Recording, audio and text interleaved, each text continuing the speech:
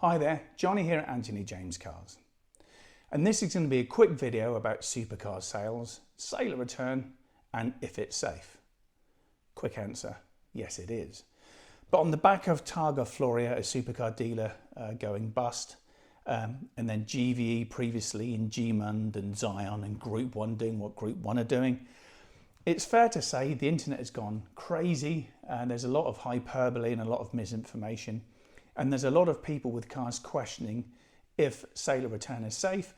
And there are rumours about, and there are people that have been heavily let down by some dealers. So this video, we're going to deep dive into why do people sale or return?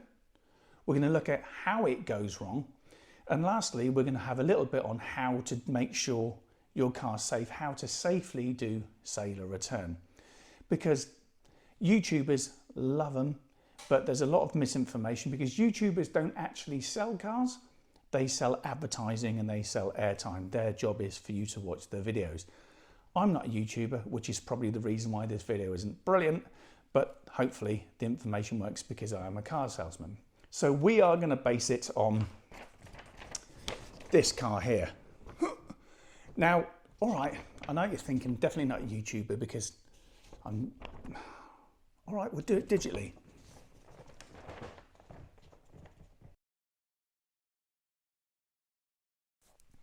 So, look at me with a digital image of a GT3 RS. Aren't I clever, just like a real YouTuber? Anyway, let's get into it.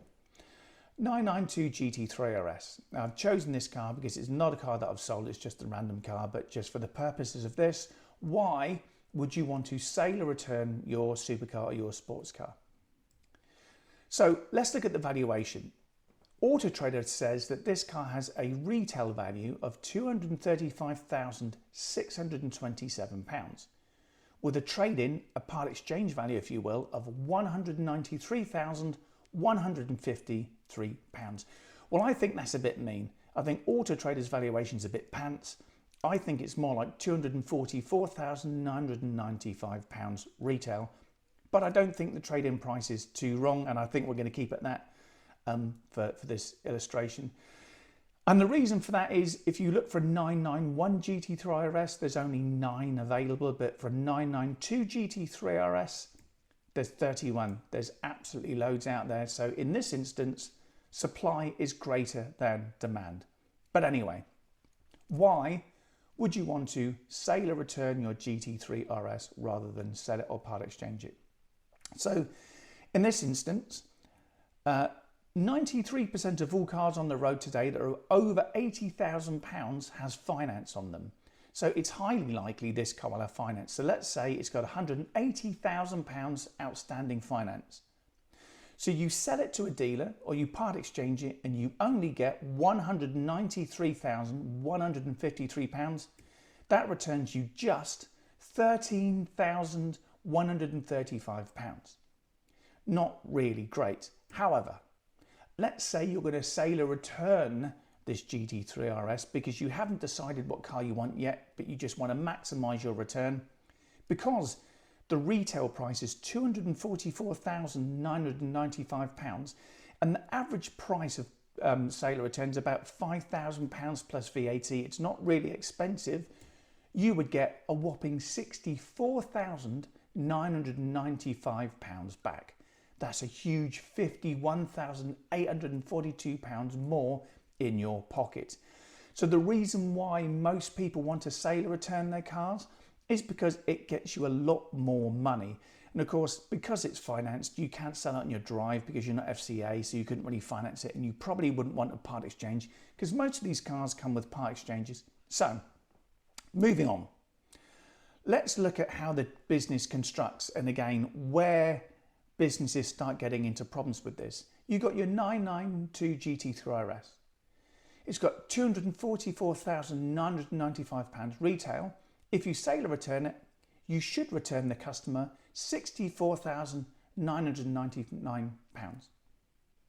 However, as is often the case, the customer wants to part exchange their car. And let's say they've got a 911 GTS. It's got a retail value of about £100,000, 99,995. But it has a part exchange value of £80,000. The problem that you have with where businesses get this wrong is that, well, though you need to return the customer £64,995, £80,000 is tied up in the sale of a part exchange car, which means you're a negative £15,005. You're £15,005 the wrong way. Huh? And I know you're thinking, how can you sell a £250,000 car and be down by a negative £15,000? It's oddly very easy. In this example, there's £180,000 outstanding on this car. And here's an interesting fact. 93% of all cars on the road today that have a value over £80,000 have finance on them. The majority of cars you see, high value cars, are financed, and you cannot have finance on a car twice. So if somebody wants to buy a car with finance on it, you need to pay off the finance before they can have more finance on it. I'm now making this really confusing, but let's say you're a dealership of 20, 30 cars and you've got 5 deals going through at any one time. Most of those cars will have finance on them. You could easily have £500,000 of equity tied up in paying off finance before you can even transact any business. I haven't explained that very well, so let's go to something I'm going to call car maths. So let's get into our car maths. We've got a retail car with a retail valuation of £244,995. It's got £180,000 of existing finance, and you've used stock funding of 6%, so very expensive for that, and that's cost your business £900. You've got the part exchange that you've paid £80,000 for, so now the business is in a position to return the customer his £64,995, and the business makes just £4,100. Now that's because obviously the fees we mentioned earlier is about £5,000 plus VAT, £1,000 goes to the government, and £900 has already been used up in the stock funding. However, let's imagine you're a supercar dealer, you've got 30, 35 cars, you've got 10 or 15 deals going through at any one time. For the same reason as we specified earlier, cars have outstanding finance and you've used stock funding at 6% to pay off that finance. It's very easy for a business to have £500,000 or even £1 million used just to transact the business. So let's say you don't have the money to pay the £80,000 for the part exchange. You may then have to use what's known as short-term stock funding, and that can be 39p per £1,000 per day. So just for 1 month of funding the £80,000 part exchange, that's cost the business £971. But because you've funded that car, you're now in a position again to return the customer as £64,995, and the business makes only £3,129, which is not a lot of money when you think that you've transacted a £250,000 car. However, and here's where things get a little bit dark, and as I said, it's down to the integrity of the business. What if you don't tell the owner of the car that you've sold it? Because if you can sell the part exchange before you tell the customer you've sold the car, we've already said that it's got a part exchange value of £80,000, but in the beginning of the video, you might remember, we said it had a retail value of £99,995, so nearly £100,000. You got £20,000 of profit. And if you don't need to use the short-term funding, the business has a potential to make £24,095 rather than just £3,000. And there's the problem. The temptation to make £24,000 and a bit rather than just £3,000 and a bit is just too great. And the problem is it comes down to the integrity of the business. Quite often what happens is the businesses that failed recently like GVE, they didn't tell the owners of the cars that they were sold to. In this instance, they wouldn't have told the owner of the GT3 RS that it's sold, in the hopes that they can sell the part exchange and not have to use unit stocking and extra fees. They're hoping to be able to buy the way out of the problem that they've got. But what if that car doesn't sell? The costs per month are still great. That £1,871, the next month becomes £3,742,000 is just unit stocking alone. The £3,500 of Auto Trader is every month. Staff costs. Very, very quickly you will find yourself in a position where you don't have the money to pay the customer back and they no longer own the car. And it is, without doubt, theft. And that's why I say it comes down to the integrity of the business. It doesn't have to be that way. I'm going to put a picture up of the Targa Floria website thing that is everywhere, and this picture is generally battered around everywhere. You can see the Maserati here. I'll just circle it. I actually traded that car to Targa Floria, and let me explain why. We're a dealership of about 30 cars. We may have 10 supercars being sold at any one time. And just like in the example I've given you, there will be outstanding finance because 93% of all cars on the road have finance. So we could easily have well over £1 million of our money used paying off finance to be able to sell cars. And it's cash flow. We may not have the money in the bank at that time to do that deal.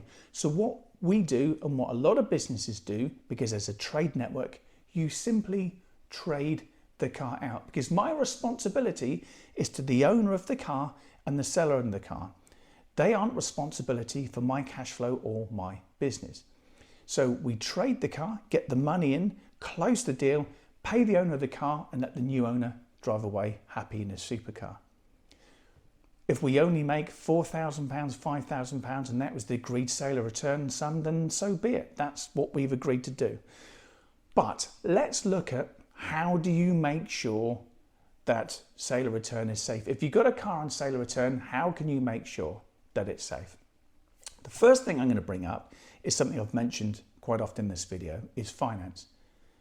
93% of all cars have finance on their cars.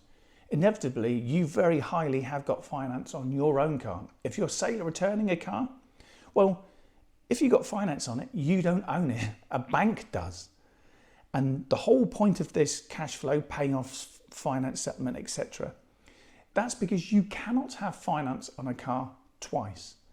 No two finance institutions are going to share a car.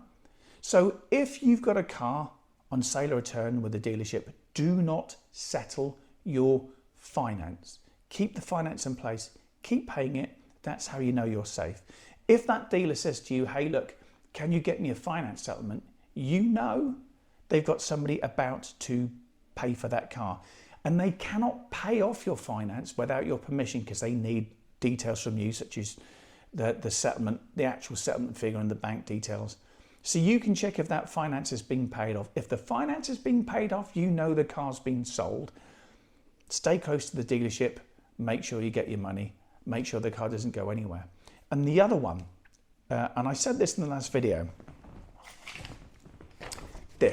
I do not understand why so many people who sale or return cars do not get one of these. I always do a sale or return agreement for customers. In it, it lists who we are, who they are, and the car involved. What the customer expects back, what we're going to retail it for, and our fees. Why this is so important, because we have people saying, well, what if I keep the V5? The V5 isn't important. That's a proof of registration. It isn't a proof of ownership. And you have to give all the documentation with your car to enable them to sell your car, because the future buyer wants to look at all the paperwork, all the documentation on it. So you need to hand that over with the vehicle because they want to make sure, and if they sell the car, they'll need all the information. But this is proof. If that car gets sold and it's gone elsewhere, you can prove you've got a contract to say you own the car and they are selling it for you for a fee. So that will always permanently prove that that car was yours. So my advice to people, seller returning their car, keep your finance in place until the car's been sold. If they pay off the finance, you know you need to be paid in a very short period of time. And make sure you have a sale or return agreement that specifies how much you're going to get within a certain amount, who the business is, who you are, and that they are selling the car for you. You can stipulate things in it. Quite often there'll be a caveat that after the car sells, it may be a few days. We put in it, you may have 4 to 5 days before you're paid, as long as you're aware of that. And that's simply because when we've paid off stocking, we only need to get the money back in to enable to pay you. It can be a delay of a few days. It never needs to be more than a few days. But as long as that's in your contract, you're completely safe. So, sale or return is completely safe. It's been around for as long as cars have been around, really. As long as you do it correctly, check the integrity of the business, keep your finance in place, and get a sale or return agreement, you're good as gold. Hope you like the video, and I hope you like my graphics.